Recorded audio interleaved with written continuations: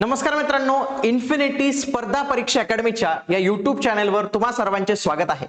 आज आपण एका खूप चांगल्या अशा पदाविषयी माहिती घेणार आहोत, ते म्हणजे गुड्स ट्रेन मॅनेजर। या पदाविषयी संपूर्ण माहिती घेणार आहोत।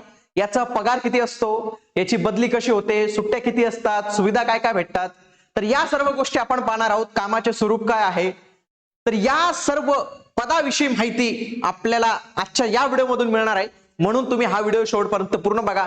जसेच त्यांना आपली रेल्वे भरतीची ऑनलाईन रेकॉर्डेड बॅच पाहिजे असेल, तीही पास झालेल्या व्यक्तीकडून, म्हणजे हे आरआरबी चे सिनियर सेक्शनल इंजिनियर होते रविकांत परमार सर, यांची जी बॅच आहे, ही बॅच परचेस करण्यासाठी तुम्ही हा जो नंबर आहे तर याला देखील कॉल करून तुम्ही ही बॅच जॉईन करू शकता।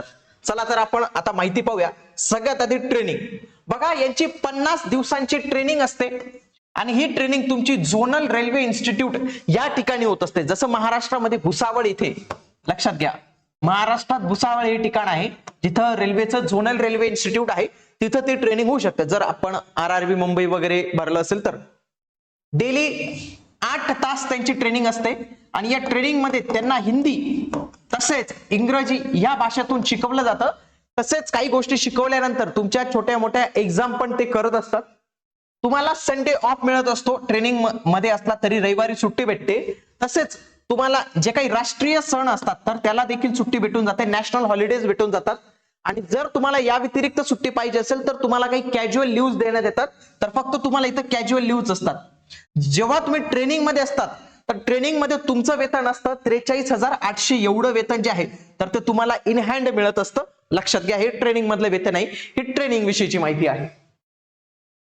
पुढचं, तुमची पोस्टिंग फक्त एक्स किंवा वाय या दोनच शहरात होऊ शकते, झेड या शहरात होणार नाही, कारण की थोडं महत्वाचं पद आहे। तुमची पोस्टिंग एक्स किंवा वाय, एक्स जर म्हटलं आपण तर आपल्या महाराष्ट्रातली मुंबई आणि पुणे या शहराला एक्स कॅटेगरीचा दर्जा दिलेला आहे। वाय कॅटेगरीमध्ये नाशिक, अमरावती असे जे काही उर्वरित आपले जिल्हे दिसतात मोठ्या लेवलचे, तर ते वाय कॅटेगरीमध्ये येतात। ड्युटी टाइम यांचा आहे 8 ते 10 तास, पण ड्युटीचा जो टाइम आहे ना तो फिक्स नसतो, कारण की हे ट्रेन मध्ये असतात। तुम्ही जर पाहिलं असेल की ट्रेनच्या शेवटच्या डब्यात कोणतरी व्हाईट ड्रेस घातलेला व्यक्ती असतो, तर तो हा गुड्स ट्रेन मॅनेजर असतो। हा माल वाहतुकीच्या गाडीमध्ये असतो, तशाच पद्धतीचे पॅसेंजरच्या गाडीमध्ये असतात, पण यांचं काम हे माल वाहतुकीच्या गाडीच्या संदर्भातील असतं। यांचा टाइम फिक्स नसतो याच्या आर्थिक दृष्टिकोनातून, कारण की जेव्हा ट्रेन जाते, जोपर्यंत ट्रेन त्या स्टेशनवर पोहोचत नाही तोपर्यंत त्या ट्रेनची जबाबदारी त्यांच्याकडे असते, ते ट्रेनचे ते मॅनेजर असतात, तोपर्यंत त्यांची ड्युटी संपत नाही ट्रेन सुटेपर्यंत। म्हणून त्यांचा जो टाइम आहे तो फिक्स नसतो। इथं हाच थोडासा एक इश्यू आहे। तसेच यांना डे ची किंवा नाईटची ड्युटी असते, कारण की आता ट्रेनचा जो मोठा प्रवास असेल तो डे अँड नाईट लॉंग प्रवास चालत असतो। कामाचे ठिकाण यांचं असतं मोठे स्टेशन किंवा जे जंक्शन असतं तर त्या ठिकाणी त्यांचं कामाचं ठिकाण असतं। हे फक्त लक्षात घ्या, ब्रेक व्हॅन आणि गार्ड व्हॅन हा जो डब्बा असतो ना रेल्वेचा, त्याच्यातच राहतात ते, त्याच्यातच त्या डब्यातच ते राहतात। ते म्हणजे राहायला 24 तास नाही म्हणत आहे, पण त्यांचं नोकरीचं ठिकाण, म्हणजे आपण सकाळी तयार होऊन जातो तर नोकरीला कुठं ऑफिसला जातो ना, तर हे ऑफिस मध्ये नाही जात, तर यांना जी ट्रेन अलॉट होते त्याच्या ब्रेक व्हॅन किंवा गार्ड व्हॅन मध्ये जे आहेत तर हे जातात लगेच तिथं। हे रनिंग स्टाफ आहेत मित्रांनो, यांना रनिंग स्टाफ मध्ये म्हणतात। लोको पायलट वगैरे हे जे जॉब्स आहेत ना, यांना रनिंग स्टाफची ड्युटी म्हणतात, कारण की हे ट्रेन सोबत काम करतात। यांची ट्रॅव्हलिंग ड्युटी असते, आणि ट्रॅव्हलिंग ड्युटी असल्याचे फायदे पण आहेत, तोटे पण आहेत। फायदे असे की पगार खूप चांगला भेटतो त्यांना, आणि तोटे असे की थोडंसं लॉंग आवर ड्युटी होऊन जाते त्यांची कधी कधी। एका ड्युटी नंतर तुम्हाला 16 तास विश्रांती मिळते, 16 तास तुम्हाला जे आहे पुढची ड्युटी लावू शकत नाही, तर तशा पद्धतीचा रूल आहे। आणि यांना युनिफॉर्म असतो, यांना युनिफॉर्म असतो, एक स्पेसिफिक युनिफॉर्म जो आहे तर तो असतो। हे असतं त्यांचे जॉब आणि पोस्टिंग याच्या विषयीची। पुढचं पाहणार आहोत, कामाचं स्वरूप काय असतं।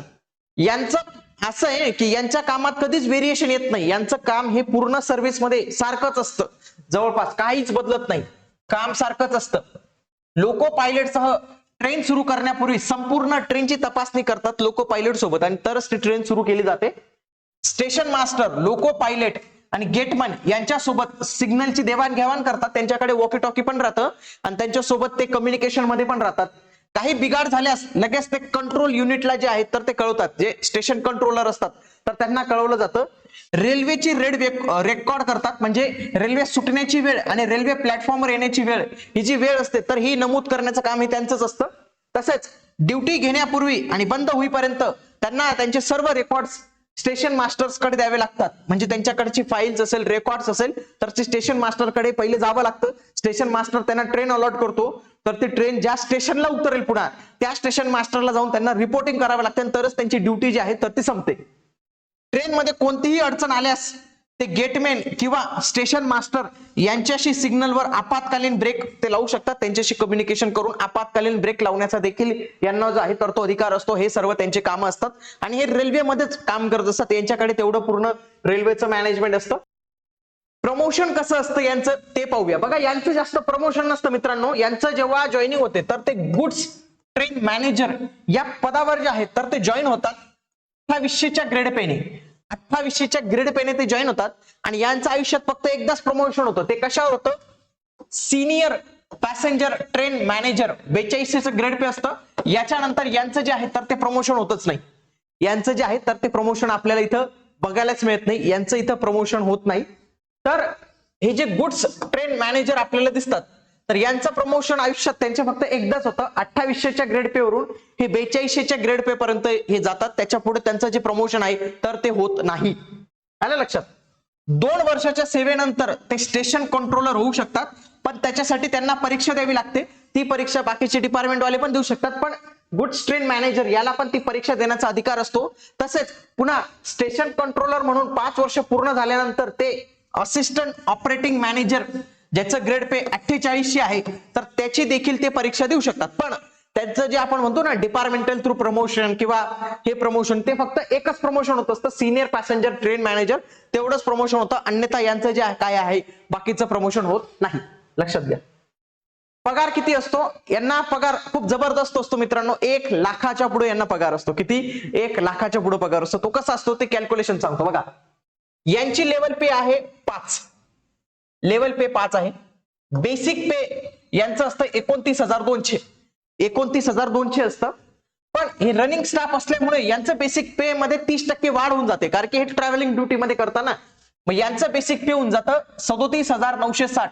हे त्यांचं बेसिक पे होऊन जातं, कारण की ते रनिंग स्टाफची ड्युटी करताय म्हणून. बाकीचे सगळे कॅल्क्युलेशन याच्यावर होतात. 50%चा डीए भेटेल, 18,980 भेटेल.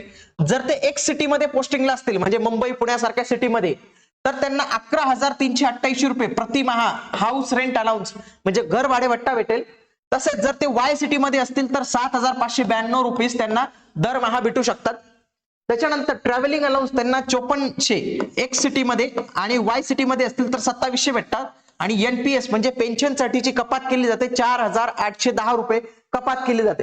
पण हे रेल्वेमध्ये काम करतात ना, याच्या व्यतिरिक्त यांना आणखी एक अलाउन्स भेटतो ज्याला आपण म्हणतो KMA अलाउन्स, किलोमीटर अलाउन्स म्हणतात. म्हणजे ट्रेन जेवढी किलोमीटर चालली ना तेवढ्या किलोमीटरचे तुम्हाला पैसे भेटतात. म्हणजे जर तुम्हाला सांगायचं झालं तर 4.7 रुपये प्रति किलोमीटर एवढे तुम्हाला अलाउन्स भेटतो. विचार करा, 4.7 रुपये प्रति किलोमीटर. आणि कोणतीही ट्रेन जी आहे ना तर यांची जी ट्रेन यांना टार्गेट असेल जवळपास 8,000 किलोमीटर हे तर चालूनच जातात. ट्रेन तेवढी चालून जाते 8,000 किलोमीटर. जर फक्त तुम्ही 8,000 किलोमीटरचं जरी कॅल्क्युलेशन केलं तरी तुम्हाला दिसेल की महिन्याला त्यांना 37,600 रुपये हे अलाउन्स भेटतो. कोणता? KMA अलाउन्स, किलोमीटर अलाउन्स तो त्यांना भेटतो, जो फक्त रनिंग स्टाफ मधील ज्यांची ड्युटी असते त्यांनाच भेटतो. जर आपण हे सर्व कॅल्क्युलेशन केलं आणि याच्यामध्ये जर पाहिलं एकूण पगार एक सिटीमध्ये जर तो मुंबई आणि पुण्याला जॉबला असेल तर 1,11,328 रुपये त्याची ग्रॉस सॅलरी असते. पण याच्यात काही कपात होऊन त्यांना 1,06,510 म्हणजे विचार करा 1 लाखाच्या पुढे त्यांना जी सॅलरी जी आहे तर ती मिळत असते. वाय सिटी मध्ये जर पाहिलं त्यांचं तर 1,04,835 रुपये त्यांची ग्रॉस सॅलरी असते. आणि इंडियन यांना 1,00,000 रुपये जे आहेत तर ते इन हँड त्यांची पगार येत असते जर तो वाय सिटी मध्ये असेल तरी पण. म्हणजे जेव्हा तुमची जॉईनिंग होते तेव्हाच तुमचा पगार 1,00,000 रुपये होऊन जातो. नंतर तो तुमचा पगार तर वाढणारच आहे. म्हणजे जेव्हा तुम्ही रिटायरमेंट येणार तर नक्कीच त्यावेळी तुम्हाला खूप चांगला जो पगार आहे तर तो नक्कीच जो आहे तर तो इथं भेटणार आहे. या गोष्टी तुम्ही लक्षात ठेवा. म्हणूनच या पदामध्ये जॉबला ड्युटी आहे म्हणजे काम आहे, पण त्या कामाच्या बदल्यात तेवढा पगार पण तुम्हाला देतात. म्हणून जे बॅचलर असतील ज्यांच्यात काम करण्याची धमक असेल तर मी त्यांना सांगेल की हा जॉब तुम्ही नक्की घ्या जर तुम्हाला भेटत असेल, जर तुम्ही याच्यासाठी मेहनत केली. खूप चांगला पगार आहे. खूप चांगलं जे आहे याच्यात तुम्ही काम करा. नक्कीच तुम्ही काही आयुष्यातले तुमचे जे 4-5 वर्ष असतील तर याच्यात जरी दिले तर खूप सारी अर्निंग करून घेणार आणि वाटल्यास तर तुम्ही डिपार्टमेंट चेंज करू शकतात, एक्झाम देऊन किंवा वरच्या पोस्टला देखील तुम्ही जाऊ शकतात ऑफिस जॉबसाठी. आलं लक्षात. पुढचं, सुट्ट्या किती असतात? लिव्ह ऑन ऍव्हरेज पे 30 सुट्ट्या असतात त्याच्या. लिव्ह ऑन ऍव्हरेज पे या 20 सुट्ट्या असतात. कॅज्युअल लिव्ह 10 असतात आणि नॅशनल हॉलिडे त्यांना 16 भेटतात. जवळपास अशा 75-76 एक सुट्ट्या ज्या आहेत तर त्यांना भेटत असतात. म्हणजे अशा खूप चांगल्याशा सुट्ट्या त्यांना भेटून जातात. बदली यांचं असं आहे, जोपर्यंत स्वतः विनंती करत नाही तेव्हा बदली होत नाही त्यांची, किंवा स्काउटच्या ग्राउंडवर किंवा म्युच्युअल बदली होऊ शकते. पण तरीही यांची बदली जरी झाली ना दुसरीकडे तेच काम असतं तरी पण यांची सुरुवातीला जास्त लवकर जी आहे तर ती बदली होत नाही, हे लक्षात घ्या. सुविधा काय भेटतात यांना? घर भेटतं टाईप 3 चं, ज्यात जवळपास 1 BHK टाईप हे घर असतं. रेल्वेचं हॉस्पिटल भेटतं तुम्हाला, रेल्वेचा ग्राउंड यूज करू शकतात. मुलांच्या शिक्षणासाठी 33,750 रुपये तुम्हाला अलाउन्स पण भेटतो. दिवाळी बोनस भेटतो 17,951 रुपये आणि फर्स्ट क्लास एसी ची तुम्हाला पास देखील भेटतो. वर्षातून तुम्ही एकदा फर्स्ट क्लास एसीचं तिकीट घेऊ शकतात. जर तुमच्या सर्व्हिसला 5 वर्ष पूर्ण झाले नसतील तर. 5 वर्ष पूर्ण झाले असतील तर तुम्हाला 3 तिकीट भेटतात हे फर्स्ट क्लास एसीचे. तर ह्या सर्व सुविधा ज्या आहेत तर ते तुम्हाला इथं मिळू शकतात. पण हे जॉईन करण्याआधी या गोष्टी लक्षात ठेवा, महत्वाच्या गोष्टी आहेत. काय की हा फिक्स ऑफिस जॉब किंवा प्लेस नाही याच्यासाठी. म्हणजे तुम्ही जाणार की हे माझं ऑफिस आहे, ऑफिस नाही, ट्रेनच तुमचं ऑफिस आहे असं समजा. प्रवासाची नोकरी आहे म्हणजे ट्रॅव्हलिंगची नोकरी आहे, म्हणजे ज्यांना ट्रॅव्हलिंग आवडतं म्हणजे याच्या माध्यमातून तुम्ही संपूर्ण भारत फिरू शकतात. खूप चांगलं अशी गोष्ट आहे. म्हणजे 16 तासाची विश्रांती भेटते. म्हणजे दुसऱ्याकडे गेलात तर तिथे जाऊन तुम्ही थोडंफार फिरू शकतात, लगे फोटो टाकू शकतात व्हॉट्सअपला, स्टेटसला, इंस्टाग्रामला रील बनवू शकतात. तेवढा वेळ तुम्हाला भेटून जातो. पण एक लक्षात घ्या मित्रांनो, जेव्हा तुम्ही ट्रेन मध्ये असतात ना, जिथं तुमची ड्युटी असते गार्ड व्हॅन आणि ब्रेक व्हॅन मध्ये, तिथं शक्यतो लाईट आणि पंखाची सुविधा जास्त नसते. इव्हन तो मोबाईल चार्जिंगची सुविधा नसते. म्हणून तुम्हाला फक्त काय पॉवर बँक वगैरे घ्यावा लागेल. आता जर तुम्ही 1 लाख रुपये कमवतायत तर पॉवर बँक तर तुम्ही ऑब्व्हियसली घेऊनच टाकणार. 4200 नंतरचं प्रमोशन नाही, ग्रेड पे नंतर याचं फक्त एकदाच प्रमोशन होत असतं. घरापासून दूर राहावं लागतं, एकटं काम करावं लागतं, शारीरिक ताणतणाव असतो, कोणतंही निश्चित शेड्यूल नसतं, खूप कालावधीसाठी असतं. म्हणून ज्यांना एकदम शांततेचा जॉब पाहिजे असेल तर त्यांनी हा जॉब घेऊ नये. ज्यांना वाटतं की माझी अर्धीच भाकर सुखाची, किंवा ते लहानपणी म्हणायचो माझी लोखंडाची कुऱ्हाडच मला प्यारी, तर ज्यांना तशी त्यांची लोखंडाची कुऱ्हाड ऑफिस जॉब वगैरे पाहिजे असेल तर ते इतर काही पदं बघू शकतात. इथं काम आहे पण त्या कामाला जस्टिफाईड करण्यासाठी तेवढा पगार देखील आहे. तर या पद्धतीने तुम्ही तुमचा निर्णय जो आहे तर तो घेऊ शकतात की तुम्हाला कोणत्या पद्धतीचं पद जे आहे तर ते घ्यायचं आहे. आलं लक्षात. तर अशा पद्धतीने आपण या पदाविषयी जे आहे तर ती संपूर्ण माहिती जाणून घेतलेली आहे. अशाच माहितीपूर्ण व्हिडिओसाठी या चॅनलला सबस्क्राईब करून ठेवा. भेटूया पुढील व्हिडिओमध्ये. तोपर्यंत जय हिंद, जय महाराष्ट्र, धन्यवाद.